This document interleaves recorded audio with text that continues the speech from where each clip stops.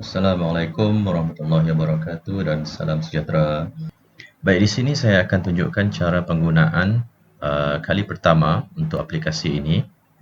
Okey, sudah pasti anda telah menerima satu fail RAR seperti ini, iaitu fail yang sudah ditetapkan nama syarikat anda.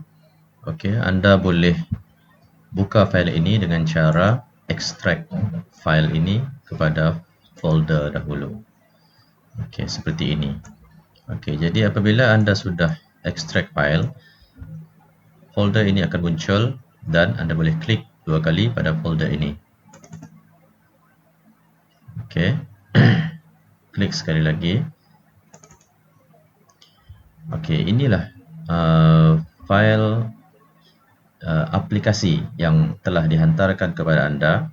Ini merupakan user ID dan password yang jangan dihilangkan. Okey, jangan dilupa. Okey, jadi tujuan saya menghantar kedua-dua fail ini adalah sekiranya Windows ataupun Microsoft Office tuan-tuan menggunakan 64 bit. Okey, jadi kita akan gunakan aplikasi ini sahaja. Okey, contoh Microsoft Excel saya ni dia menggunakan 64 bit. Kalau saya klik ini 32 bit.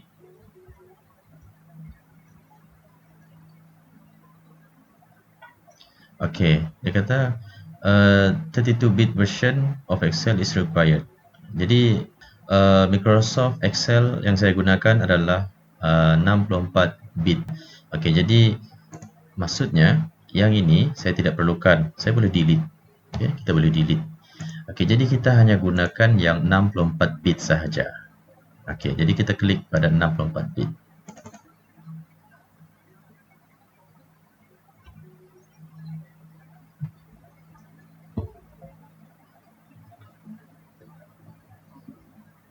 Untuk penggunaan kali pertama ini, dia akan keluar tertingkap ini dan kita klik pada original workbook. Ini yang pertama lah.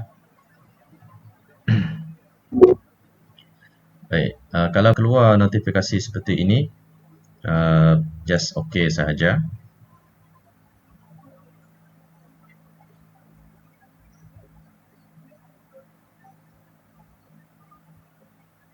Okey, jadi anda akan dipaparkan log masuk seperti ini. Log masuk ke akaun perniagaan anda. Okey, kalau komputer anda pertama kali membuka aplikasi yang saya berikan, anda akan melihat satu license agreement yang keluar. Jadi license agreement tu anda kena klik OK, terima, dan dia akan bawa anda ke bahagian log masuk ini. Jadi sekarang kita cuba log masuk kepada ID, menggunakan ID yang telah pun saya berikan tadi. Okey, termasuk. ID pengguna tidak diterima, sila hubungi admin. Okey, ini maknanya ID pengguna sahaja yang akan kita perlu isi semula. Mungkin saya menggunakan huruf besar. Okey, saya sekarang menggunakan huruf kecil. Okey, masuk. Baik. Huruf besar dan huruf kecil dia sensitif. Jadi kita kena betul dengan ID yang kita masukkan itu. Baik, sekarang kita boleh edit bahagian pendaftaran syarikat ini. Okey, tahun pendaftaran adalah 2020. Tahun kita menggunakan aplikasi ini. Okey, nombor pendaftaran, nama syarikat sudah pun diisi. Dah pun didaftar. Okey, nama alamat syarikat pula kita boleh isi. Contohnya saya isikan ABCD F I J K L M N O. Okey, dah. Okey, nombor fax. Okey, suka hati saya letak. Okey, kalau bank kita kena letakkan satu ataupun dua. Okey, ada lima bank, tapi tak semestinya kita letakkan keseluruhan. Okey, bank kita boleh letakkan akaun semasa sahaja. Contohnya di sini saya hanya gunakan Maybank. Kalau tuan ada gunakan Maybank RHB, kita boleh letak RHB Bank. Dan pastikan tuan menulis pada nama singkatan di sini. Nama singkatannya RHB. Okey, dan kita klik simpan.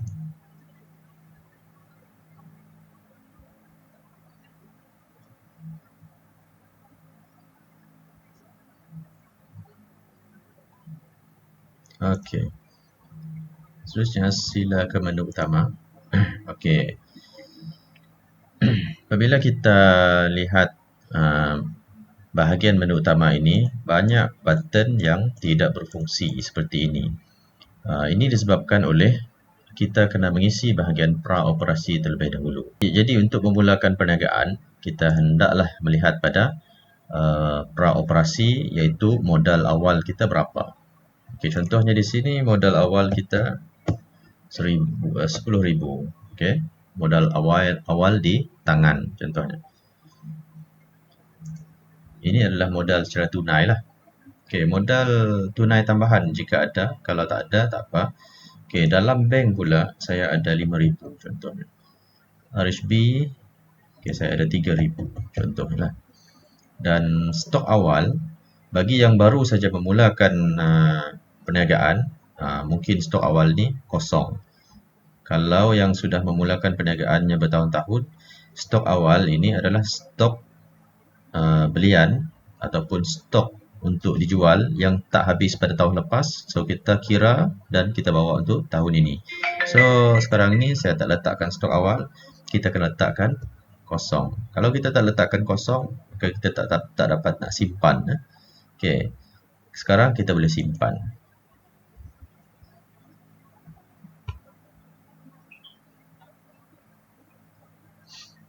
Okey, maklumat awal perniagaan telah berjaya dimasukkan. Seterusnya sila masukkan maklumat aset, penghutang dan pemiutang. Okey, jika ada. Kalau kita ada, kita telah menjalankan bisnes sebelum ini, kita menggunakan contohnya motosikal. Okey. Jadi kita masukkan aset yang kita gunakan itu. Okey, sekarang kita masukkan aset pertama yang kita gunakan, belum lagi diregister. Okey, contohnya sekarang dah bulan berapa dah? Okey, saya letaklah buat Januari lah. Saya letakkan tahun kita memiliki motosikal itu pada tahun 2019.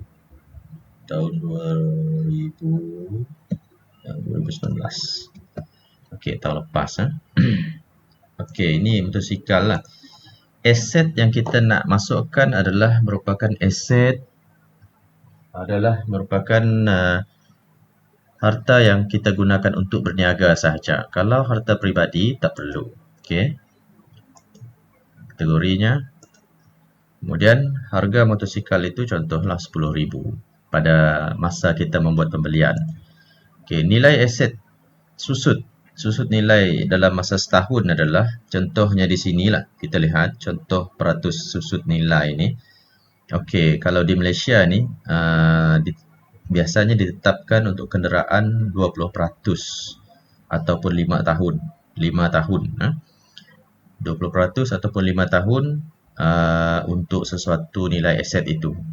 Okey, ini pentinglah untuk kita membuat kunci kira-kira. Okey. Jadi aset yang kita gunakan mesti ada susut nilainya setiap tahun. Ini boleh anda rujuklah, boleh research Google dan sebagainya. Okey, saya letakkan 20% seperti ikut contoh di sini. Okey, jumlah penggunaannya maksudnya 2019. Okey, saya letak 1 tahun. Adakah ianya masih digunakan? Status aset yang masih digunakan lah. Ya, status aset.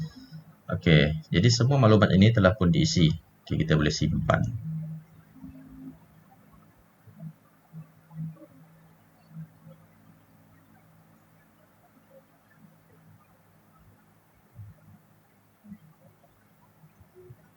Okey, proses simpan memang agak lambat. Jadi tidak mengapa, ini memang berlaku sebab dia akan pergi ke bahagian-bahagian yang tertentu untuk menyimpan semua maklumat yang anda key in. Baik, Kalau kita tidak ada lagi aset, kita boleh kembali ke praoperasi. Okay, untuk edit aset ini, kita boleh klik 2 kali pada bahagian bawah senarai aset. Okay, jadi kita boleh edit semula. Tetapi kita kena klik kemas kini sebab button simpan sudah pun tidak aktif di sini. Okay. Seterusnya kita kembali ke bahagian praoperasi. Okey, jadi untuk rekod aset semasa pula, kemasukan baki penghutang. Okey, kalau kita telah menjalankan bisnes tahun lepas ataupun beberapa tahun lepas, contohnya lah kita ada penghutang. Jadi kita boleh masukkan rekod penghutang yang tahun-tahun yang lepas. Okey, tarikh pinjamannya saya letaklah sukati. Okey, March tahun 2018 saya pinjam. Okey, adakah peminjam sudah ada dalam senarai pinjaman? Okey, untuk tahun semasa ini 2020 kita belum lagi memasukkan nama peminjam. Jadi kita kena masukkan semula untuk tahun ini. Jadi tiap-tiap tahun kita kena update nama-nama peminjam di sini. Okey, ini nama penghutang. Penghutang ini bermaksud dia berhutang wang ataupun berhutang dari segi pembelian barang. Jadi kita hanya letakkan nilai saja di sini. Okay, nama penghutang contohnya saya letakkan Sajidin. Okay. Okay, kekerapan pinjaman adalah berapa kali dia telah meminjam. Contohnya itu adalah pinjaman kali pertamanya. Okey, masukkan nombor telefon. Kategori tidak dapat diedit sebab telah saya tetapkan. Kemudian baki hutang yang dibawa ke hadapan adalah sebanyak contohnya 2,000. Okay, yang belum settle. Kemudian kita simpan.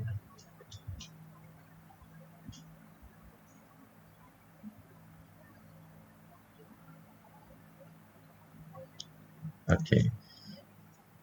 Selepas itu, kalau ada lagi orang yang berhutang dengan syarikat anda, anda boleh masukkan semula maklumat tersebut. Okay, kita kembali ke praoperasi. Kemudian, adakah anda berhutang dengan syarikat lain ataupun kedai lain ataupun anda membeli barang secara hutang? Okey, kita boleh rekodkan. Ini adalah hutang anda yang anda buat pada tahun-tahun beberapa tahun yang lepas lah. Contohnya anda juga ada berhutang dengan syarikat lain. Okey, 20 okey, Mei tahun 2019 anda ada berhutang, contohnya membeli barang jualan secara hutang. Okey, anda ada membeli barang jualan secara hutang dengan syarikat lain yang belum habis lagi dibayar.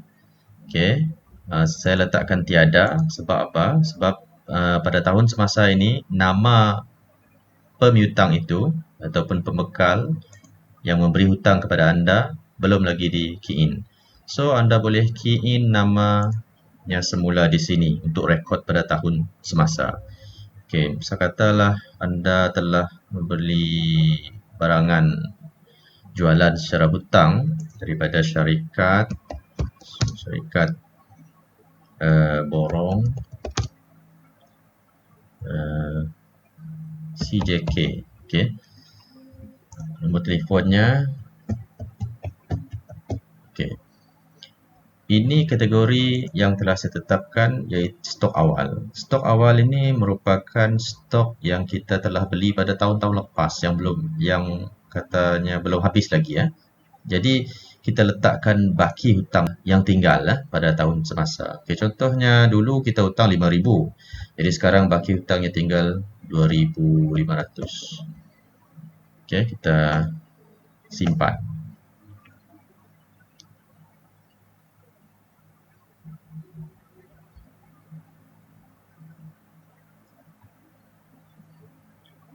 Okey. Kembali ke praoperasi. Okey, semua rekod ini tadi sudah pun kita masukkan. Kita ada berhutang dengan pemiutang dan pelanggan juga ada berhutang dengan kita. Okey, kita boleh masukkan. Kalau ada lagi rekod aset, kita boleh masukkan aset. Okey, jadi itu sahaja untuk penerangan video yang pertama ini. Dan sekarang cuba kita perhatikan pada paparan menu utama. Semua button yang yang tak aktif tadi sekarang sudah berfungsi ya. Okey, button-button ini sekarang sudah berfungsi dengan baik. Okey, kita boleh lihat pada aset tetap pula. Okey, ini adalah aset tetap yang kita telah masukkan tadi. Okey, kita kembali ke menu utama dan cuba kita lihat pada imbangan duga.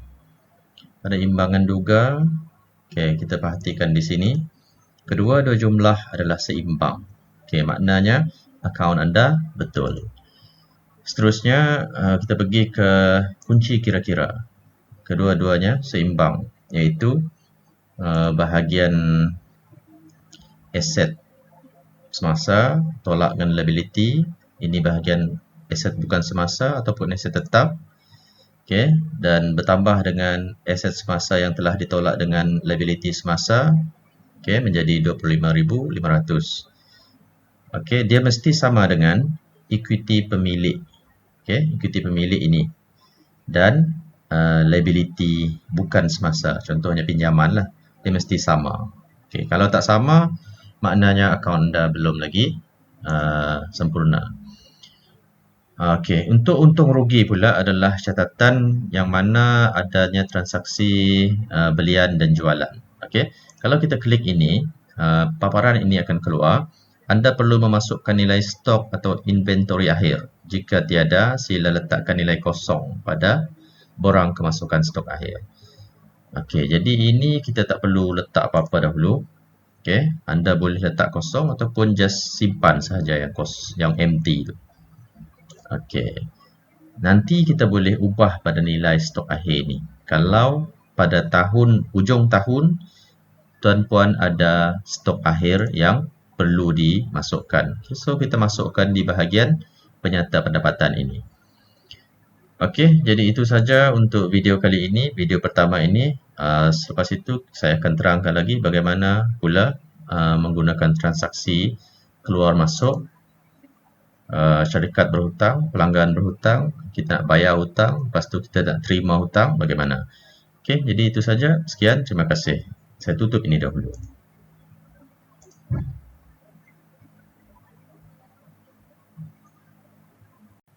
Okey, apabila anda menutup aplikasi ini, aplikasi ini akan minta save workbook kita. Okey, jadi ini sangat-sangat penting. Jangan kita tekan cancel. Kalau kita tekan cancel, maknanya apa yang kita isi tadi semua akan terbang melayang. Okey, jadi kita kena masukkan ke dalam folder yang saya telah berikan tadi. Okey, ini dia. Ataupun folder dekat desktop tadi.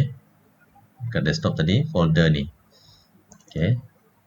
Okey, kita masukkan di dalam folder ini. Pilih namanya, contohnya anda mula menggunakan aplikasi ini pada tahun 2020. Anda masukkan akaun tahun 2020. Okey, ni secara simple lah. Dan save. Okey, setelah anda save, ini dia minta kita tutup. Okey, kita tutup saja di bahagian atas. Okey.